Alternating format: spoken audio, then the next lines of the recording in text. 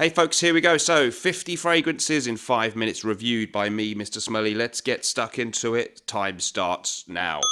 Number 1, Moschino Toy Boy. Got a lot of hype, interesting bottle. I don't think it's that amazing. I'm going to give that a 4 out of 10. Not that great if you ask me. Next up, Jules by Dior. Amazing classic fragrance. Hard to find. Get it. Jules by Dior. 9 out of 10. Next up, Terre d'Hermès Eau Givrée. Nice, fresh, bit too grapefruity. 6 out of 10.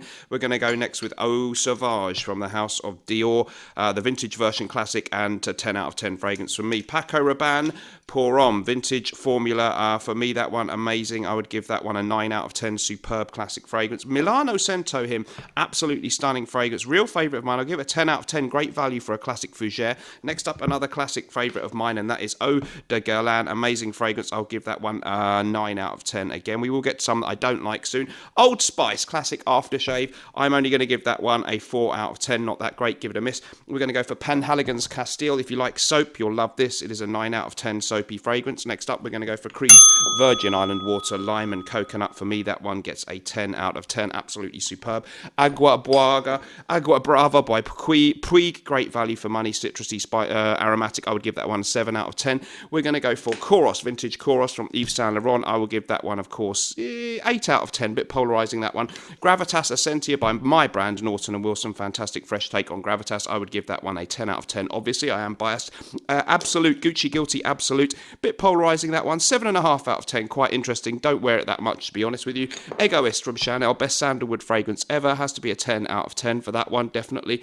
And now we've got New York Intense by Nikolai. 10 out of 10. Amazing powdery fougere. There will be some lower marks coming up. Here's one of them. Brut for men. Amazing bottle design. It's 6 out of 10. It's okay.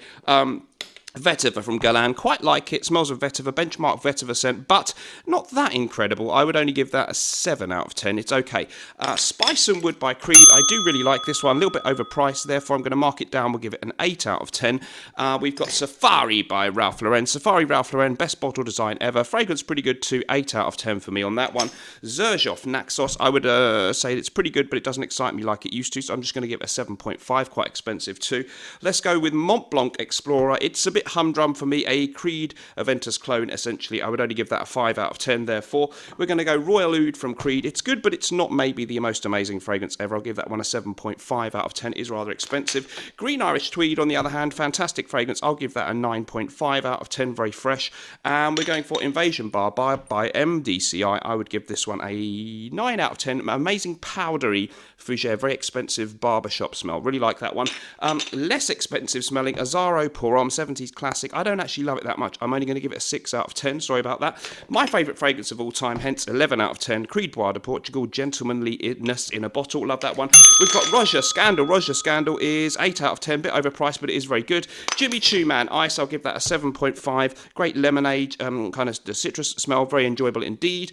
Royal Mayfair from the house of Creed. I would give it an 8 out of 10. You may or may not like it. It has a kind of menthol effect, eucalyptus and rose. I kind of like it. Next up, we've got Boucheron Pour Homme. 9 out of 10 for me. Great value, classic citrus aromatic fragrance with fougere leanings. Get that, great cheapy. Creed Aventus only gets an 8 out of 10. It's great, but it's a bit overplayed now, that type of smell. So 8 out of 10 for me, it is good.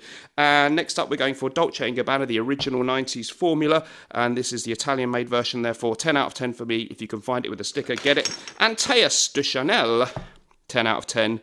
Wonderful leathery powerhouse. Love that one. Himalaya by Creed, 8.5 out of 10. Nice citrusy fragrance. Bit metallic. You may or may not care for that. Got to hurry up now. We've got Dunhill Icon Absolute, and I would give that a 6 out of 10. We have a copy of Tuscan Leather by Tom Ford, and that's La Yucawam. I'll give that a 6 out of 10. We've got Club de Nuit Intense Man from Armaf, copy of Aventus. I'll give that a 6 out of 10. It's okay, a bit harsh. Lapidus Pour Homme, Ted Lapidus, 6 out of 10. A little bit of a weird smell, to be honest with you. Kind of fun to have it if you collect fragrances and you like powerhouses. Givenchy Gentleman Cologne, great iris and citrus fragrance, 8 out of 10. Like that one. Dolce & Gabbana, the one, never did much for me, 5 out of 10. Don't really get the hype that used to have. Chanel Boy de Chanel, 9 out of 10. Very interesting powdery kind of unisex version of a fougere. Very interesting. Chanel class all over that one. Armani Eau Pour Homme, really like that one. 9 out of 10. Classic citrus aromatic from the 80s. Jai Pour Homme from Boucheron is amazing. Powdery with vanilla, kind of a barbershop with added oriental twists. I would give that one 9 out of 10. We've got Gravitas. No, we haven't got Chypre Fulminare from my brand, Norton & Wilson. I'll give that a 10 out of 10 because I'm biased. Invictus Aqua 2016. I thought that was crap. We'll give that one a 4 out of 10. We've got Aberdeen Lavender from Creed. I don't think that's my favourite Creed, so I'll give it only a 6 out of 10. We've also got Antidote by Victor and Rolf. Rare fragrance. It's a good one. 8 out of 10. It's not as amazing as some people say. Rive Gauche Pour Homme, the greatest barbershop fragrance ever. 10 out of 10. That's YSL.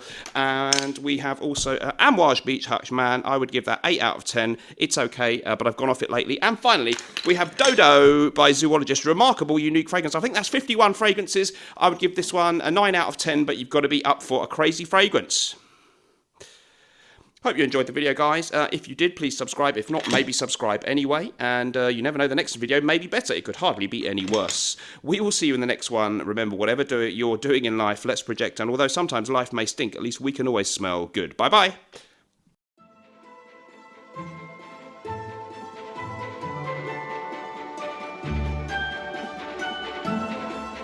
Mm-hmm.